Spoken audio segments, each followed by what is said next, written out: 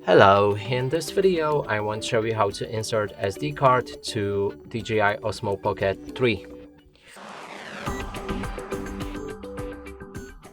And to do this we'll need to take our SD card and then align it just like that. Stick it in that gap right there and push the card with your fingernail or something very thin until you hear the click.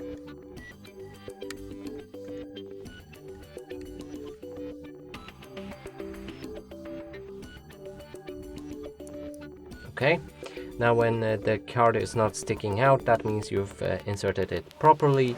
To remove it, you'll need to again use something very thin or your fingernail to click on the card, and it should just pop out like that, and now we can slide it out. And that's it for this video. Hope you like it. Please consider subscribing to our channel, leave a like and a comment below.